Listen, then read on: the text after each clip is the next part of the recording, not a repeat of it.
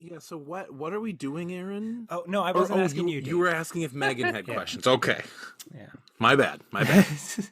Poetry. Rhyme or free, it doesn't matter to me. It's my bad poetry. Good day and welcome to My Bad Poetry, a podcast where we take a deep dive into our poems from youth, yesteryear, or even yesterday, always asking the question, why in the world did I write this? I'm Aaron. And I'm Dave. And today we have with us the priest from the Northeast, the stole-wearing, church roll-carrying, only occasionally swearing, repeat guest, for which we are blessed, Megan McDermott. Welcome back to My Bad Poetry. Hi, I'm so excited to be back. Yeah. We're so glad to have you. When I originally wrote this, I was trying to think of like sister from another denomination. It just doesn't roll off the tongue. Sister from another denominator. Okay. That feels sacrilegious and wrong. But welcome back. Is there anything new you want to share with our listeners, or? No, I mean, not much has changed. I think since the last time I was on. No, new big book or anything. Just back into the fall church life in a college town. So that's what's going on with me. Yeah. Nice. Now, you on sabbatical, you went to some like writing and faith thing, and you've been posting a lot of really cool like books and other poets that you've been reading recently. Is there anyone you want to just, I don't know, random shout out? Oh, there's so many good books I've been reading recently. I just finished a couple days ago, No Spare People by Aaron Hoover. And what was fun about that is I only got that book because I heard about it on a podcast. I added it to my to read list, and just a really great collection about gender and race and being a white woman in the South and having a child on your own. And it was super well written and engaging and felt really relevant to the dynamics going on in our world. Yeah, shout out to the Of Poetry podcast where I listened to an episode with Aaron and I was like, I gotta get this book. That's awesome. Nice. Well, I love that. Wait, can I add one more? Because a religious one that I think you'll like. I hadn't read a novel in ages, but at the Festival of Faith and Writing, I picked up the novel. I think this is how you pronounce it, Nama, by Sarah Blake, and it's a novelization, basically the story of Noah's wife on the Ark, and it's a queer feminist perspective on Noah's wife, and it is trippy and weird and gay and just like mind-blowing, incredible book. So shout out to that if anyone's looking for weird religious feminist stuff. Fascinating. You had me at trippy, weird, and gay. Yeah. Naamah. Nama. Yeah. Because I wonder how that would complement with Madeleine L'Engle's Many Waters. Have you read that one? I read that. Is that her book on? Is it a novel? Yeah, it's a novel. I haven't read it. Within technically part of like the Wrinkle in Time quintet, but it focuses on the twin brothers, and they go like back in time to like pre-flood, and like the Nephilim are there. It's trippy. So yeah. It'd be fun. All good writing inspired by the Bible, I guess, should be a little trippy. Right? Agreed. Mystical, trippy, similar vibes. Yeah.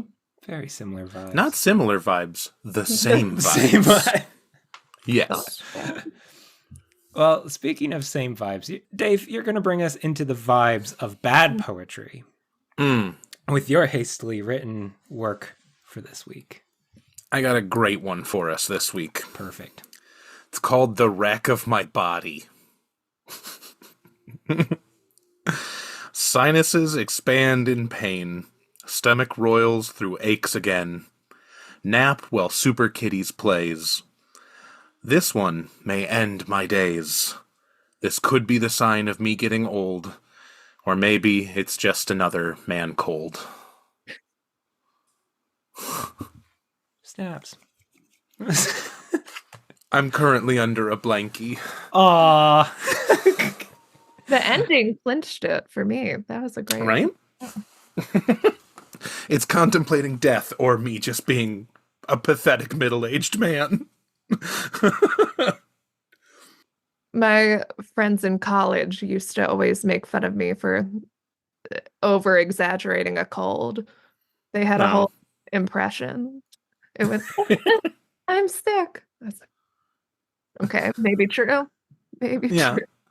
Possibly accurate. Just feeling your emotions deeply. Yeah. Well, and I am such a, like, I do get very serious migraines that will, like, debilitate me for 24 to 48 hours, and they are awful. But then I also get, like, tummy aches where I'm like, I'm so old, I feel so bad.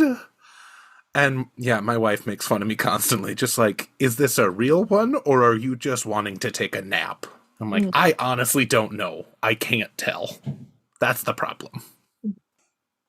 I'm glad you put all those thoughts into a poem, Dave. Aaron, I say this with love. I hate you. Okay. Oh, Megan, I doubt you were debating the validity of a man cold in your poems from back in the day, but I don't know. We might be surprised. What do you want to start us out with here? We have several lovely choices. What are you thinking? Orchids and Roses is, I think, the oldest in the bunch. Well, let's go chronologically here. Let's start with Orchids and Roses. Orchids and Roses. Orchids and roses, dripping with rain, dripping with pain. Pretty and delicate, filled with hope for tomorrow, filled with sorrow. How could flowers so fine have to cry, have to die?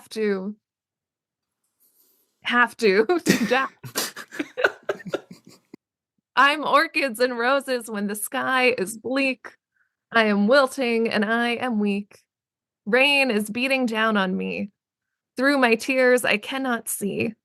Maybe tomorrow this rain will help me grow. But for right now, I'd rather it go.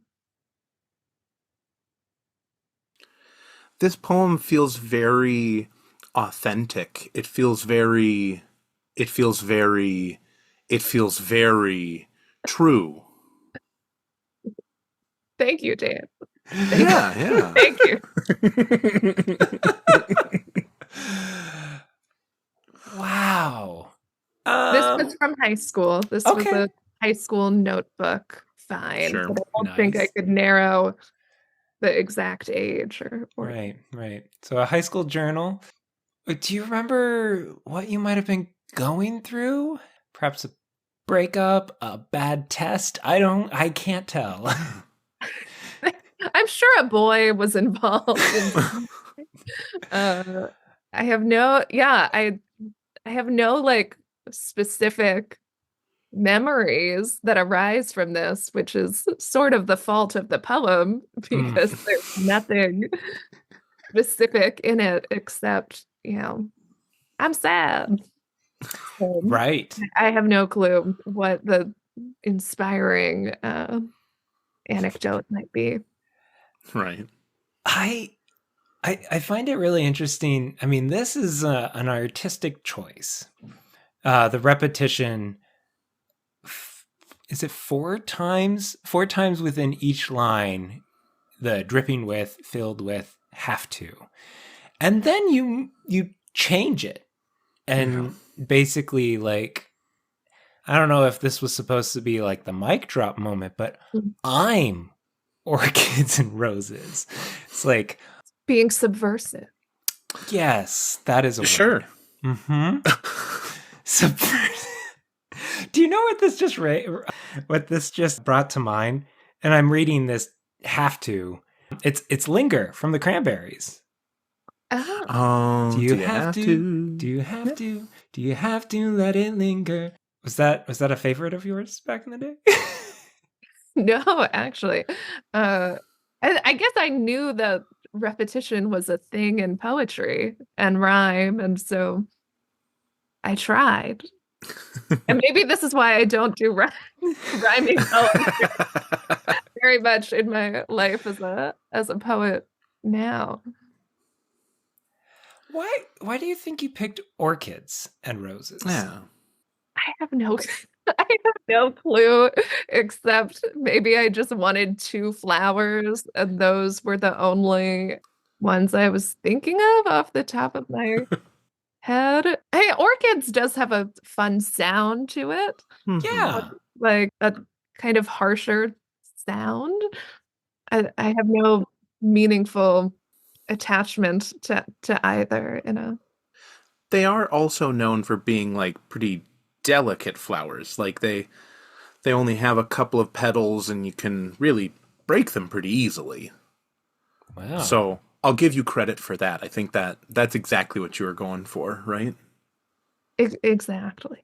Orchid also in Greek means testicles. So just thought I should throw that out. It's a valuable point to make. Is it, Dave? It is. It's important. Funnily enough, I have a related high school writing story where I was writing short stories based on art, and I think it was a Degas painting of this woman riding a giant rooster. And my high school brain just loved the painting and the colors, and I thought it was beautiful. And so I write this story, and it's like a mystical, magical rooster. And my teacher, and I don't know if he should have said this looking back. He basically said, like, oh, this is kind of suggestive, the story. And I was like shocked. It had not occurred to me at all that was the intention of the painting or Right. could be read as my intention. I just mind blown. So you're saying that the Greek meaning of the word orchids was probably not on your mind. Probably not. Well, what are we doing here then? Come on. Okay. Well, I like the last line. In a way. I like the maybe tomorrow this rain will help me grow. There is kind of that hope in the midst of the suffering where you're like, you know what? Maybe in the long run, I'll have grown from this. Well, it is interesting. Like, when you're a teenager and you're in the midst of your like teenage drama, sometimes there is a part of you that is like, I'm being dramatic. Right. Sometimes you're like, probably this is not that big of a deal, even though it feels like a big deal. And I feel like that maybe is slipping in there a little bit of like, maybe this isn't the end of the world, but also it is. Right. Yeah, absolutely. You've got some self-awareness there, some emotional maturity, but you'd just rather cry it out, Have a good cry. Yeah, nothing wrong with that. Still true. Still true. Well, high school drama. Yeah. What's your next one? If we're trying to go chronologically. Yeah. The rest of them, I think, were all from the same year. Ooh. Okay. So we've set the baseline here. Repetitive, rhymey. It's only up from here, right? Honestly, yes. I Okay. The waffling there made me a little nervous. So which one do you want to take us to next? Oh. Does anyone have a preference? You were just talking about a work of art, a painting, so we could we could Yeah, transition to work of a art. little religious stuff. So yeah, this was from my freshman year of college. Uh, this is called Work of Art. She knows that the potter loves her and believes she will be perfectly crafted and shaped if she succumbs to the influence of his hands. And even when the clay does not take the form he has in mind, he loves her anyway. But he loves all the works of his hands with abundant grace and mercy and perfection, which should more than satisfy her needs. But this knowing that his love is for all, a feature that inspires her love for him, makes her still yearn to be chosen by someone who doesn't have to, by virtue of merit, character, their holy being. She says, when will a flawed person prefer flawed me? Prize me as unlike all the rest and better. She goes back and back to the potter who assures that no one could love her more. And sometimes he feels this. Sometimes she feels this as whispers on her heart. But other times she cries there, wishing to be a work of art.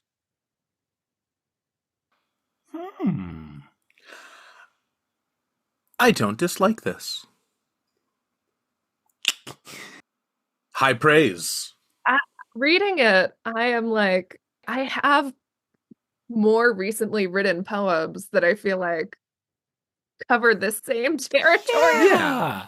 So it was interesting to see that. For sure. I think, yeah, there's something really fascinating about what you're exploring here, and I like it. Was there something when you were looking through your old stuff that when you read this one, you were like, this one I can qualify as bad? Was there something that like jumped out? What was it that brought this to mind? Yeah, just hearing it, I'm like, I'm interested that I'm doing the third person voice. Mm-hmm. Like, why does this have to be a she who's like not the speaker of the poem, but Right. is also not like characterized in any way? Hmm. I just also find the way that I talk about God weird, and that's because it's not how I would do it now. Sure. Yeah. It feels like I am trying to make sure I hit certain flattering points about God to be like, I'm insecure, but God is great. Like it won't. I feel like the poem maybe wants to question God, but like won't allow itself to do that. Yeah. Right.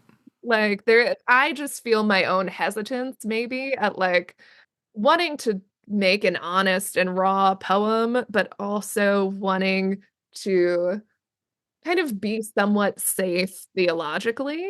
Oh, yeah. Yeah. And I think that is what, like, as an adult poet, I care less about, right? Like, I'm going to say what I'm going to say about God in this poem if it fits what I want this poem to be. And I sense restraint in my, like, young self. That was not just as a poet, but, like, as a person of faith at that time and how I thought about God. Yeah. I totally resonate with that. You're kind of like hedging your bets. There's like the questioning is present there, but in the background. So like everything up on the page is like doctrine, dogmatic. I mean, it fits within the square. Yeah, when you play within those limits, but you have the big questions, you do have to do that kind of double speak where it's like, I want to be angry or I want to do a question or something, but let me work in loves all of it, works of his hands with abundant grace and mercy and perfection. And I wonder if I meant, these lines, if she succumbs to the influence of his hands, that sounds like dark to me. Either like dark or kind of sexual or both. Like, and I wonder if succumb sounded like a normal, positive, fine word to describe your relationship with God and God's will on in your life, or like, did I intend that to be somewhat dark and weird, or I was just like, yeah, you gotta succumb to the potter's hands. Like, I don't. That's where it does like rub me the wrong way, which I use as a very specific phrase because that makes sense in the context. But it feels like I'm trying to think of a specific song and I can't get to it. But like worship music, like Jesus is my boyfriend. But this is different because it's not just like take a love song, replace my boyfriend with Jesus. This is like a little more intense, like the darker, I think is probably the right word that you already used, Megan, is that the succumbing and like emptying of yourself, and there are phrases that people would use in like 2000s Christian worship music where I'd go, oh, this is really good music, and then I'd think back to it and go, this feels wrong. Yeah, a lot of that language, I mean, like, it's stuff that we wrestle with when we engage in scripture and try and find the context of some of those words. But like the patriarchy, like God is the head, just like the father is the head of the household type language, that is what succumbs. That brings to mind for me is like, oh, well, if we allow God to be the head, then we are the servants, which again is language that we kind of use, but there's that patriarchal lens, that hyper masculine lens that is so frequent within American theology that kind of seems to be just in the whispers in the background of this.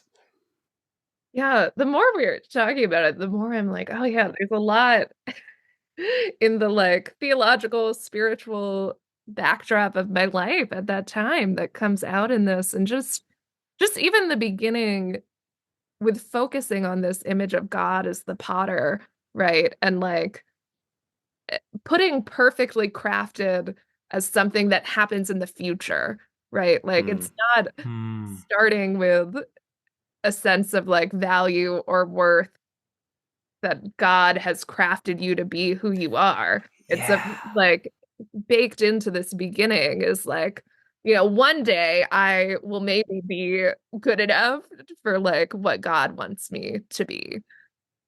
And God still loves me even if I'm not that, but like really everything is about becoming that. Yeah, and you get to that in the third. When will a flawed person prefer flawed me? You're like wrestling with that, like, am I enough in the moment? This last stanza is making me think about a passage from the writer Barbara Brown Taylor that I wouldn't have read at this point in my life, but she talks about, ironically, being in college and like going to a campus ministry and how all these Christians start being like, I love you. And she's like, what do you love about me? And they're like, well, God loves everyone. And she was like, well, that doesn't mean no good. Like, be loved in general is not really to be loved. Like, to be loved for the specifics of who you are, that is love. And I just totally sense I am working out some angst about I think in this poem. Oh, that's a beautiful insight. Yeah. It's that because of rather than in spite of. Yeah. Oh, very cool. Well, I'm glad that we've solved all of our theological issues here. Oh, good. Check that off. Let's move to these two untitled ones. Maybe the three-parter? Okay. There's weird stuff. There's weird stuff in there to talk about. And this might have been in the same notebook. And yeah, no title. So part one. She had no interest in cooking, but she collected recipes in a leather-bound notebook. She asked her fiance's mother the steps to make his favorite dishes and carefully recorded them. She had no interest in the kitchen, in his favorite meals, no joy at the completion of baking, none at the feel of dough between her fingers.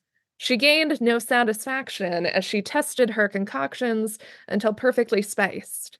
But she showed the recipes to her friends anyway, and smiled as they cooed at her life as a burgeoning domestic. 2. She set a full piping plate in front of him, and they ate. It was not the holy experience she'd been promised. It was him, it was her, it was food. 3.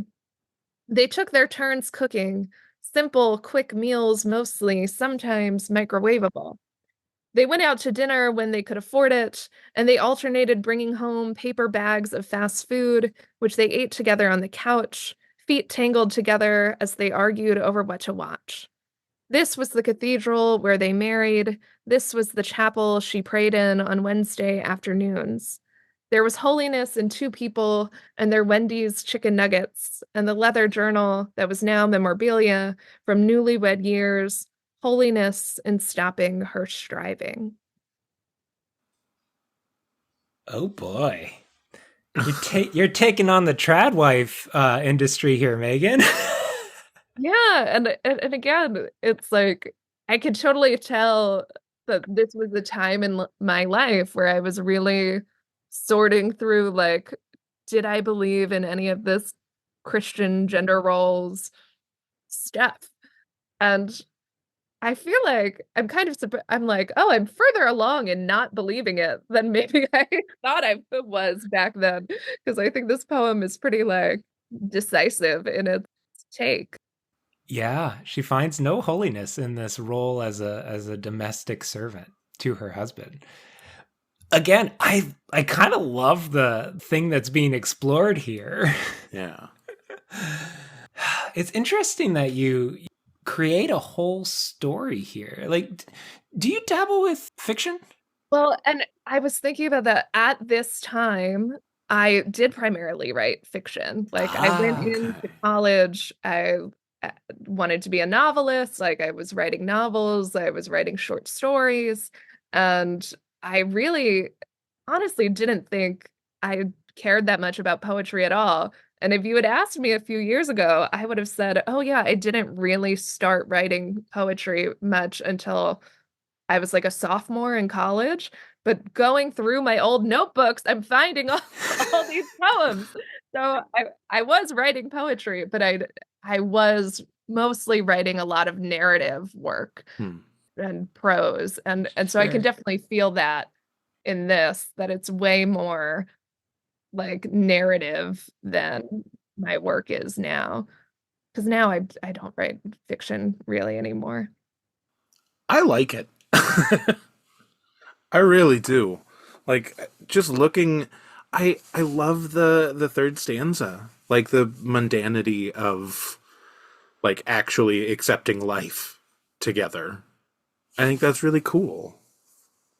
Well, and you know, I just had a conversation with my friend, the poet Catherine Weiss, and we were looking at old poems, and I really think, you know, the high school poems it's sometimes harder with, but like even in our old poems, you still hear so much of the core of like who the more mature poet turns out to be. And I think mostly what you learn over time is editing, right? Like Yes, sure. like take all of this and like make it stronger and take out the stuff that doesn't need to be there, or like the things that are too cliche.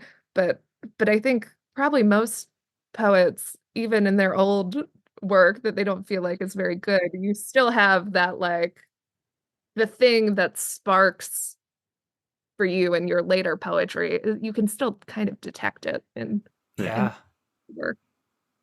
I want to know why I was just having all these poems that were like, she did this, she. Yeah. I'm like, what was this? So you said you were a freshman in college? Yes. Yeah, so this is like that, like kind of first wave of feminism that some people experience. Maybe you're taking that into your own personal philosophy, but you're kind of keeping it at maybe just arm's reach. Keeping distance. And this poem is much more like an exercise in imagination, because I was nowhere close to being in a relationship or having anyone to cook for. So it was very a character.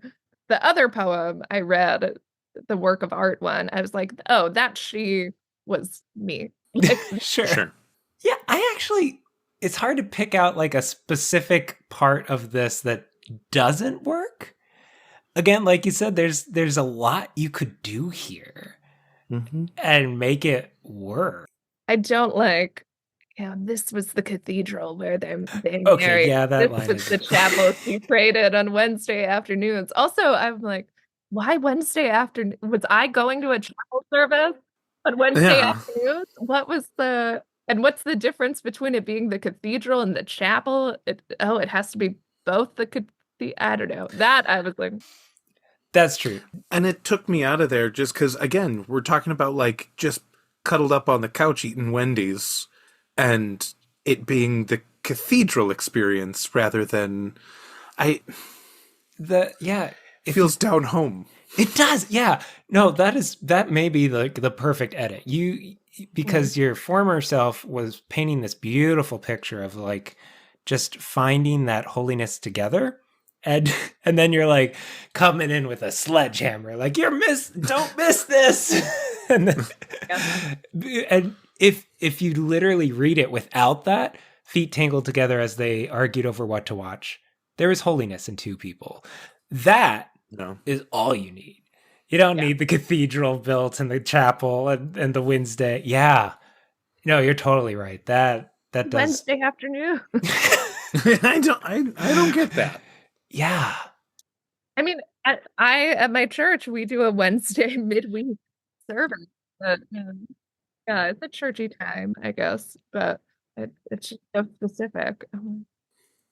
Well, and it feels like it shouldn't be specific. It should be like, I always catch myself with, like, when I'm talking about how we live out our faith, and it's not a Sunday morning or a Wednesday evening, it's a Tuesday afternoon thing. And I always say Tuesday afternoon, even though it doesn't really matter anyway.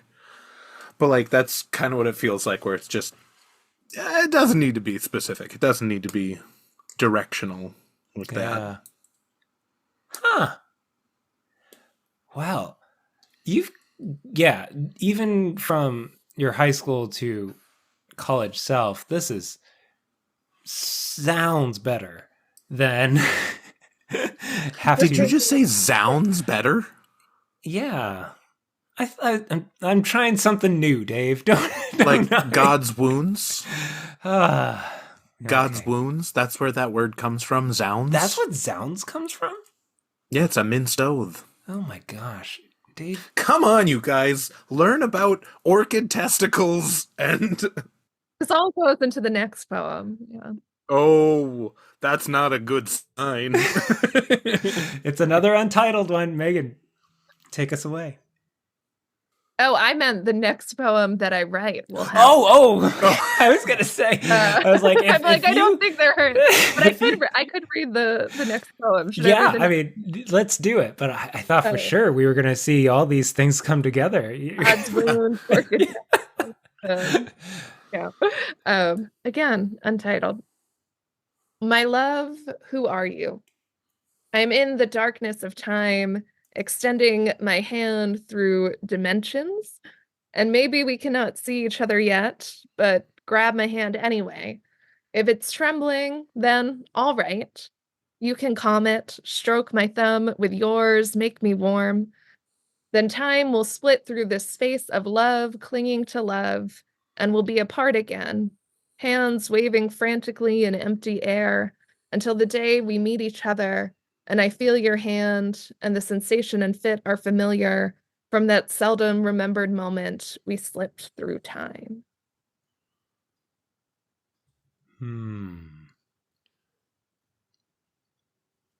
Indubitably. Yeah, this one feels very, like, out there. Yeah, there are dimensions. There's dimensions. This is Wrinkle in Time right here. There you go. My favorite part, and this just pulled me right out of it, because you're talking about like, I am in the darkness and we're in dimensions, and then it's like, if you grab my hand anyway, just grab it anyway. If it's trembling, then all right. That's cool. It's fine. Oh wow.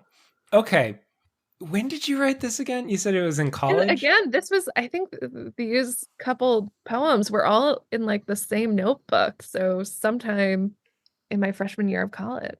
Okay. I'm just wondering, because you're talking about like dimensions and love. Were you a big fan of like Interstellar? No, but I'm like, at some point in freshman year, I think that's when I started watching Doctor Who. Maybe that was. Were you in love with the Doctor? Oh, of course. Who's not? Yeah, Aaron, straight dude here who is also in love with all iterations of the Doctor. David Tennant, anything he's in. But I've just remembered that like Interstellar had Anne Hathaway's speech about how love is the thing that ties us all together as they like bounce through dimensions or whatever. But no, Doctor Who would work as well. Yeah.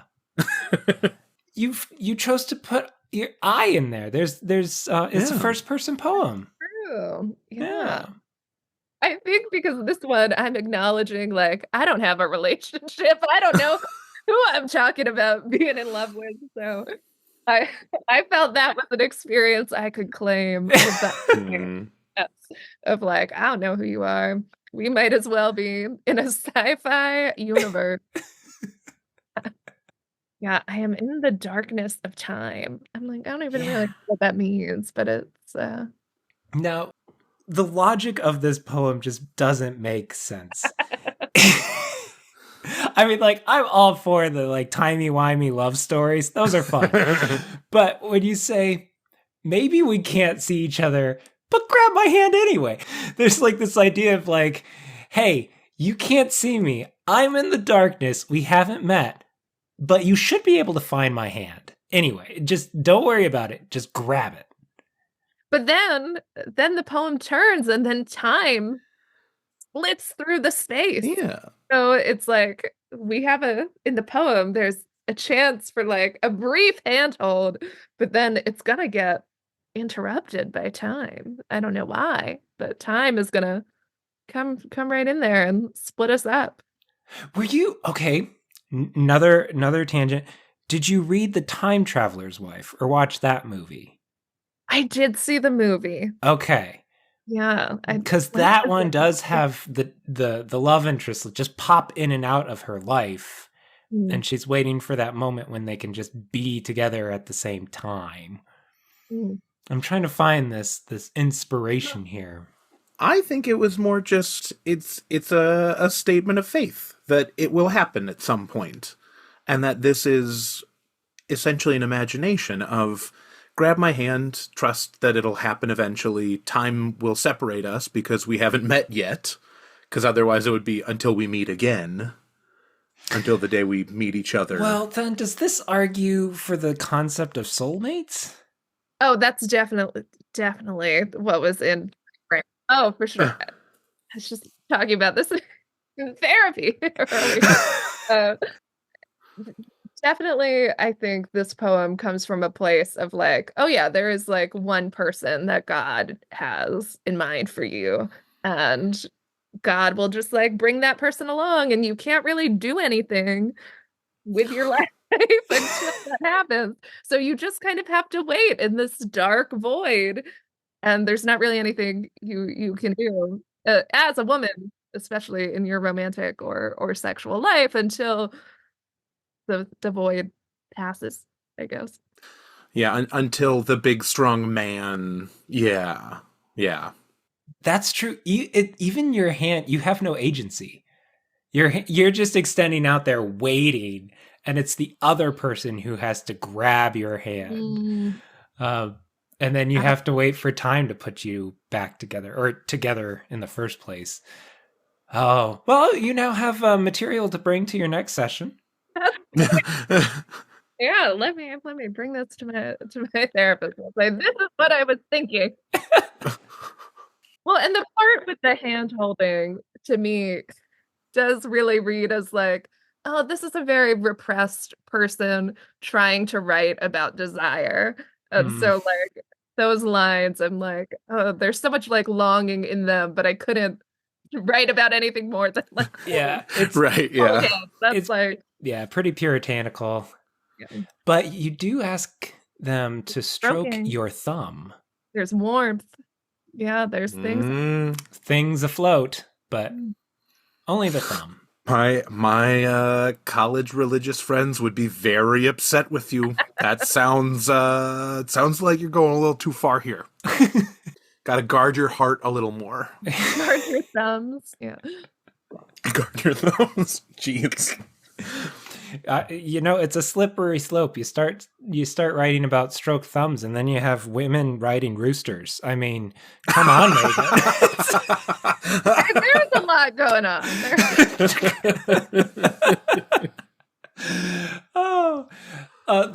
These have been just wonderful poems. I mean, every which way.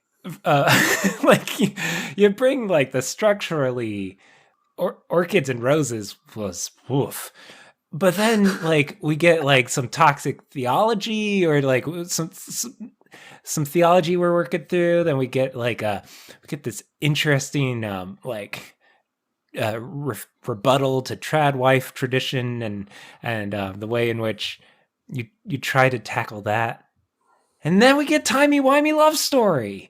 You've brought us quite the journey, Megan. all the angst that I still write about today. Well, Megan, we should probably wrap this up. If we have to. We have to. Have to wrap this up. Yeah. But before we let you go, Megan, we here at My Bad Poetry, we end each week with the words of a true poet. So would you be willing to read for us another one of your poems? Yes. And I switched which poem I wanted to read because I found one that I think speaks to the work of art poem. And it's unpublished. So first sneak peek. Oh, wow. This poem is called O Lover of Souls. And it begins with a quote from the 1979 Book of Common Prayer, which says, "For you are gracious, O lover of souls, and to you we give glory." O lover of souls, won't you turn on the kettle? Make space for me on the bed.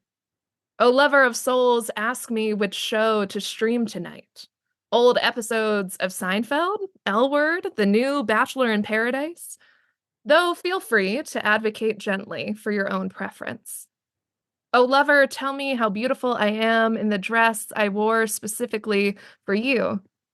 Tell it sweet, then raunchy, then touch in that place that way I didn't discover until recently, prevented by years of shame, what I thought you wanted.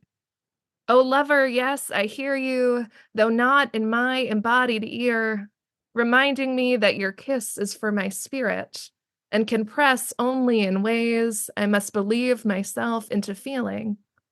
O lover, I hear you courting that soul, calling her beloved, calling her beauty, calling her everything. There is so much she isn't that you refuse to love.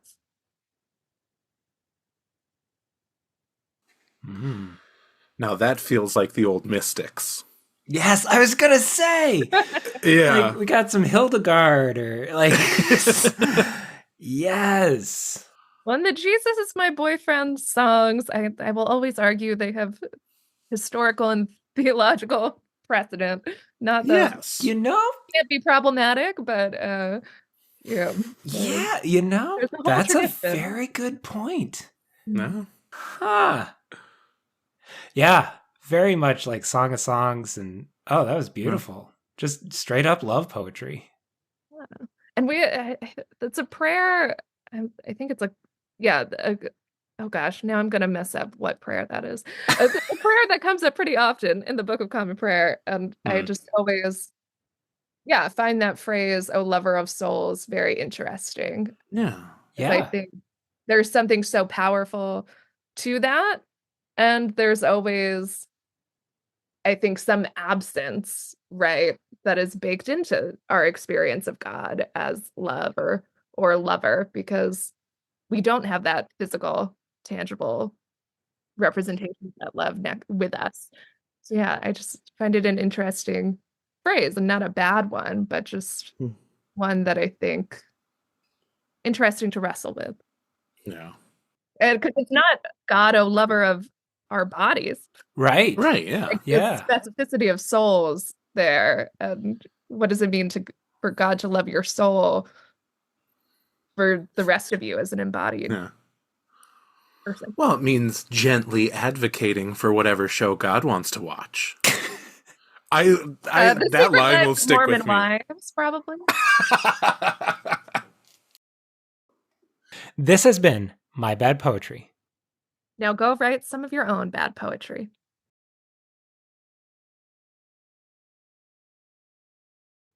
Awesome. Yeah, it is Ashley Norton. Okay. And yeah, just 3 days ago she dropped the messiest season of Bachelor in Paradise. And it's a 2 hour and 15-minute video. I'm about an hour into it, and it's fun. Oh my gosh. Yeah. Amazing. Yeah, and the funny thing is she's actually covering one that I did watch with Abby, so I do know who she's talking about. But I haven't seen all the Bachelor seasons, but I think I've seen all the Paradise. Rhyme free doesn't matter.